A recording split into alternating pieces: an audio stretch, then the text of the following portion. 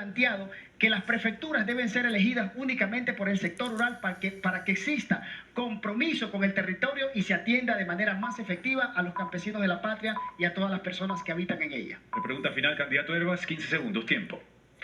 Es evidente que no está funcionando. Así como le dije, la realidad de Sucumbíos con Orellana le doy otra. Si aquí de Quito usted maneja unos pocos minutos y va al cantón Rumiñahui en temas de salud, usted tiene que ir al Tena. Gracias, candidato Herbas. Respuesta, candidato Armijos. Por eso es importante la descentralización y desconcentración del Estado central. Hay gobiernos autónomos descentralizados, pero no con la autonomía que se necesita, con la descentralización que todos necesitamos.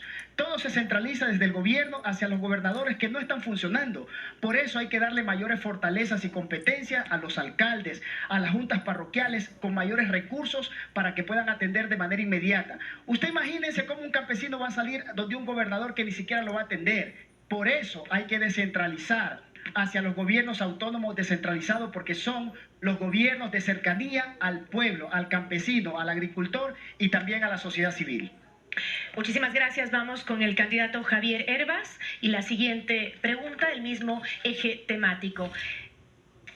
Y dice, tomando en cuenta el contexto de denuncias y juicios de corrupción escandalosos de los últimos gobiernos de turno, ¿qué plan o estrategia implementará en el tema de compras públicas para eliminar la corrupción? Candidato Herbas, su respuesta en 1 minuto ahora. Gracias por la pregunta, Gisela, porque aquí nos falta un candidato, y eso voy a hablar, de corrupción.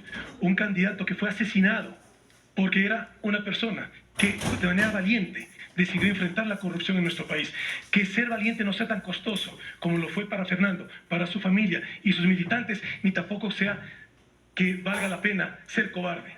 Por eso los que estamos aquí, con valentía nos presentamos ante ustedes como candidatos a la presidencia de la República. ¿Qué se puede hacer? Por ejemplo, si hablamos de compras públicas en el CERCOP, depende de la presidencia de la República. Decisión y liderazgo, determinación para hacer lo que se necesita en el Ecuador.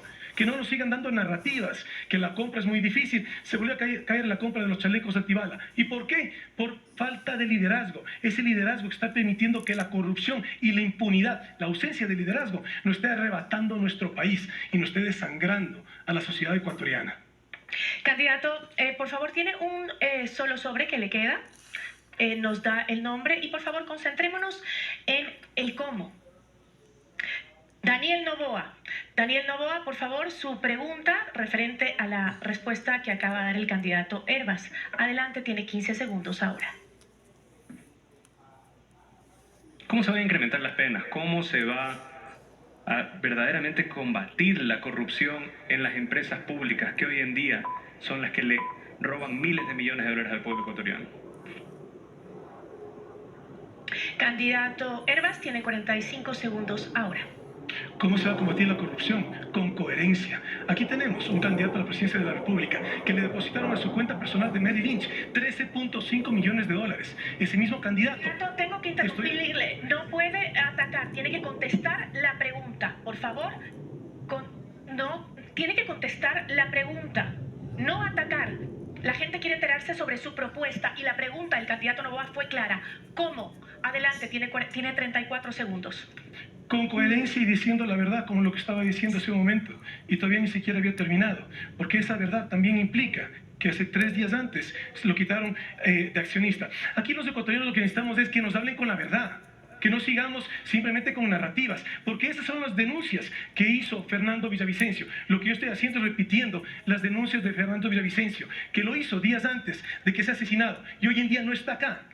Y además, esa misma empresa hizo con fondos públicos el tendido de fibra óptica que luego lo vende como un negocio privado. ¿Esas son las autoridades que queremos?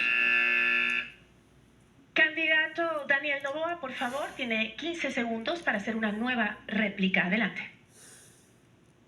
¿Cómo se va a reestructurar la UAFE para que no haya tanto lavado en este país, tanta plata que se mueve libremente, como sucede, y cómo se alimentan también las mafias?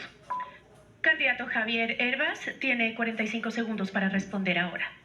Y la UAFE depende directamente de la presidencia de la República. La UAFE conoce todo de nosotros. Bancarización, registro de la propiedad. Cuando hablamos de jueces corruptos, ahí está el mecanismo, que no puedan probar justamente su patrimonio. La UAFE es una herramienta fundamental, como también la Fiscalía. Y aquí sí, decir que a la fiscal actual se le va a apoyar de una manera contundente, porque la fiscal no puede estar sola, necesita el apoyo del gobierno y también del Consejo de la Judicatura. Lo que necesitamos en la política del país es coherencia, que es lo que lamentablemente hace muchos años nos han quitado, pero la gran mayoría de ecuatorianos somos de bien, de tal manera que la UAFE puede hacer muchísimo con determinación y liderazgo. Continuamos con la candidata Luisa González y la pregunta es la siguiente, tomando en cuenta el contexto de denuncias y juicios de corrupción escandalosos de los últimos gobiernos de turno. Especifíquenos qué plan o estrategia implementará en el tema de compras públicas para eliminar la corrupción. Sus 60 segundos para que nos dé la respuesta. Adelante. Primero, que se vaya este gobierno, que es el que tiene repartidas las instituciones y llenas de corrupción.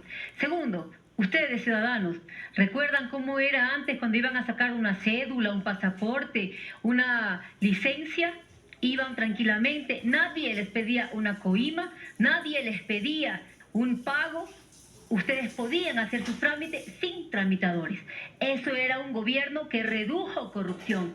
Redujimos 49 puntos en el ranking internacional de corrupción. Candidata González, ¿cuál es la estrategia a implementar en el tema de compras públicas para eliminar la corrupción? Fue la pregunta. Continúen. Lo que ya hicimos en el gobierno de la Revolución Ciudadana, y ustedes sabían que habían compras públicas